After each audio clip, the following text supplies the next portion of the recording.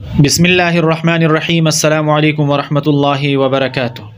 आप तमाम बहन भाइयों से, मुख़य्यर हज़रात से एक दरमंदाना अपील है और गुजारिश है कि हमारा ये मदरसा जो है एक कच्ची सी छोटी सी मस्जिद में वाक़े है और ये मस्जिद यकीनन बहुत छोटी है और मस्जिद में सहूलियात का भी फ़ुक़दान है। हमारे पास मुक़ीम बच्चे पढ़ते हैं जो यकीनन सहूलियात के ना होने की वजह से बहुत मुशक्क़त बर्दाश्त करते हैं और इस मुशक्क़त में वो अपने तालीमी सिलसिले को जारी रखे हुए हैं।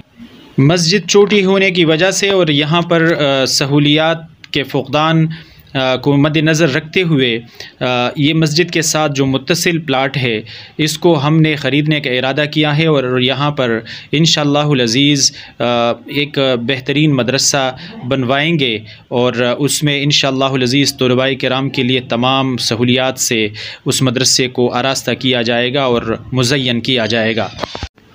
लिहाजा आप लोगों की खिदमत में ये गुजारिश और अपील की जाती है कि आप लोग हमारे साथ इस प्लाट के ख़रीदने में ताउन फरमाएँ ताकि हम यहाँ पर एक बेहतरीन और सहूलियात से आरास्ता मदरसा बनवा सके। बहुत जज़ाकुमुल्लाहु खैरा।